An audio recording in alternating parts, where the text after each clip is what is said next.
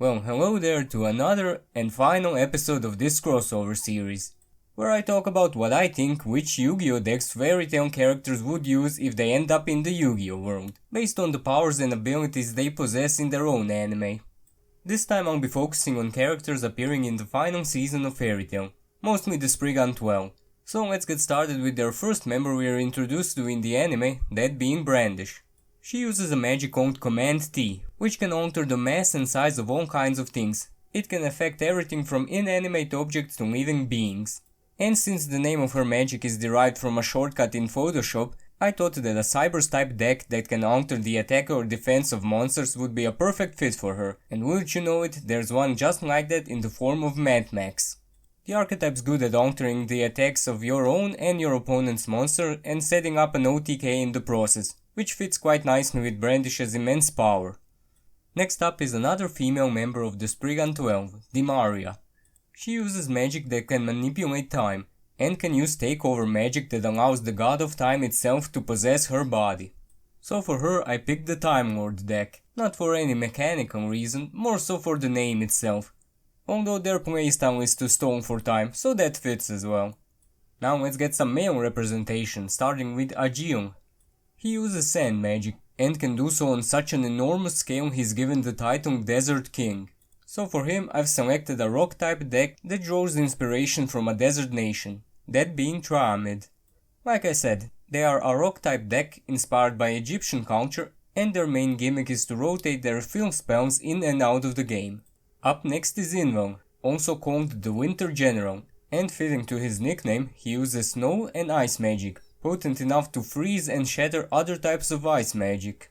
So for him, I've chosen a deck that focuses on XE summoning monsters like Ice Beast Zerofine, number 103 Ragna 0, and number C103 Ragna Infinity, who can either negate the effects of face-up cards, or reduce the attack of the opponent's monsters and then removing the monster whose attack is different to their original attack. After him we have the Grim Reaper himself, Bloodman.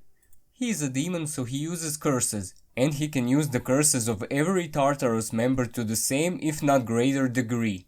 So he gets the most powerful Fiend type deck that can utilize every form of summoning mechanic, be it Fusion, Synchro, Xyz or Link. I'm talking DDDs, baby. And they are notoriously one of the most difficult decks to pilot, so I have no idea what their game plan is. After him we have Jacob, and yes, that's really his name. He uses two types of magic, Stealth, which can make him and other things invisible and allows him to see things that are normally invisible, like ghosts, and Transport, which allows him to, as the name suggests, transport anything he wants to a pocket dimension, simply by clapping his hands. So a deck like Metaphyst is a no-brainer for him. It's an archetype that likes to banish its own cards, and when they are returned to the main deck during the standby phase, they can create advantage by either searching, special summoning, or banishing your opponent's cards. Then we have Wang, not even gonna try to pronounce his last name. He uses a magic called Weakness, which creates machines made specifically to exploit an enemy's weakness. So since his magic can create machines and he's from a race called Machias, I decided to give him a Machina deck, which is basically just a big machines go brrr deck. It basically just summons big machine monsters, which you then use to go into even bigger machine monsters, and hit the opponent for a bunch of damage. Next we have Neinhart.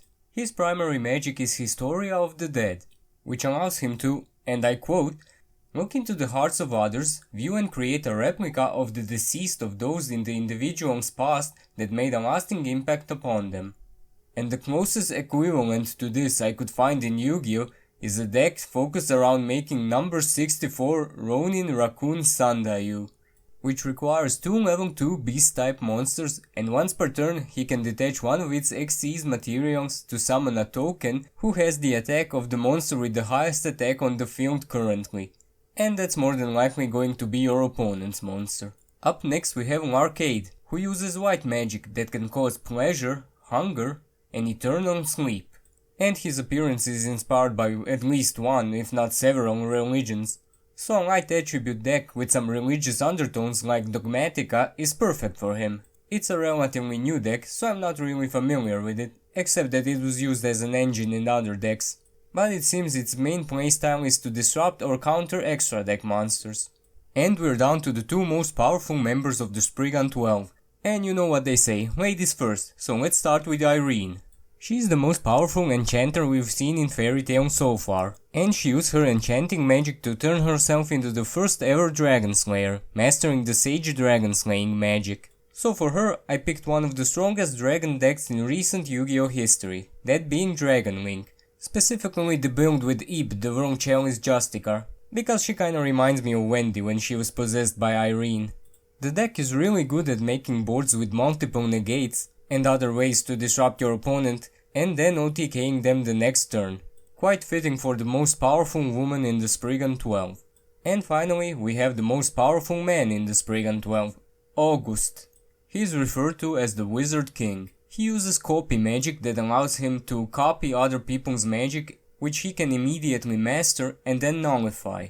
And for him, I picked the Endymion deck. With August being lauded as master of all magic, it only seemed fitting to give him a deck whose boss monster is called Mighty Master of Magic. And it's a pretty powerful pendulum deck which focuses on spell counters, generating them each time a spell card is activated, and then removing them to gain various effects. And now let's cover another group of characters that played a role in the final arc of Fairy Tail, namely the Crime Sorcier Guild. Let's start with Macbeth, formerly known as Midnight. He primarily uses reflector magic, which allows him to twist and reflect any kind of things except living beings. And that's why for him I picked the Nurse Burn deck. It's a deck that focuses on giving your opponent life points, but then twists that into your opponent taking damage with the effects of cards like Dark Lord Nurse Terrificum and Bad Reaction to Simochi. Next we have Richard, previously known as Hot Eye. He uses two types of magic, ground magic that liquefies the earth and eye magic called Heaven's Eye, which allows him to see across a great distance and through solid objects. That's why for him I picked the Adamancipator deck, whose main gimmick is to excavate cards from the top of your deck and then special summoning a level 4 or lower non-tuner rock monster among them, which then facilitates further plays to go into Synchros or Xyz. Following him we have Sawyer, also known as Racer. He uses slow magic, which alters the enemy's perception of time to make him appear faster. But he also has a spell that can summon some vehicles, so for that I picked the FA archetype for him. It's an archetype based on racing vehicles, and their main gimmick is level altering, which allows them to go into various synchro plays. Then we have Sorano, formerly Angel, and as the name implies, she uses angel magic. It's a type of magic that allows her to summon angels, and some of these angels kinda reminded me of monsters from the Agent archetype, so that's what I'm going with for her. It's an archetype introduced way back in the day, and it's gotten some new support recently, so their gameplay is kinda all over the place, but it mostly focuses on special summoning strong fairy type monsters. And the final member of Crime Sorcier is Jellal, who uses heavenly body magic. It's a type of magic that's based on astronomical objects such as stars and meteors. So for him, I went with the Stellar Knight archetype. It's an archetype whose monsters are named after the brightest stars in our night sky, and they're mostly focused on swarming the field with multiple monsters so they can go into some Xyz plays. And let's finish the video by covering the 3 members of the 10 Wizard Saints who are regarded as the strongest mages on the continent. Starting with one of the founding members of the Fairy Tail Guild, Warrod. He uses green magic, a magic capable of controlling nature itself. He was shown using it mostly to instantly sprout plants like flowers or giant trees. So for him I'm going with the Sylvan deck. It's an archetype whose design draws inspiration from plant life, from simple leaves to big old trees. And Sylvan Sage Kua even looks a bit like Warrod.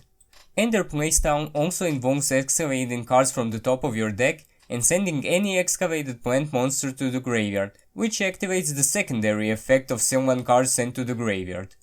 Next we have Wolfheim, whose magic is called, and get ready for this, Ultimate Destruction Incarnate, which boils down to him turning into a big monster that can smash things really well. That's why I picked the Beast King Barbaros deck for him.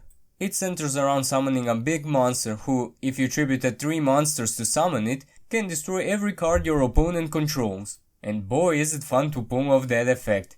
Unfortunately, nowadays your opponent will most likely have the negate for it. But if he doesn't, oh boy is he in for a bad time. And finally, we have Draculos. And I mean, come on, he looks like this and uses vampire magic, so of course I'm picking vampires for him. And it's one of my favorite archetypes, both in terms of aesthetics and playstyle. I just love normal summoning multiple high level monsters that can take control of your opponent's monster they defeated in battle, and then using that opponent's monsters to go into one of your XCs to gain even more advantage. It never gets old. Just like vampires. Get it? Cause they're immortal? And there you have it, folks. Those are the Yu-Gi-Oh! Decks Fairy Tail characters would play. According to me, at least. Let me know if you agree with me, or if you have some other spicy deck choices for one of your favorite Fairy Tail characters. And until next time, bye!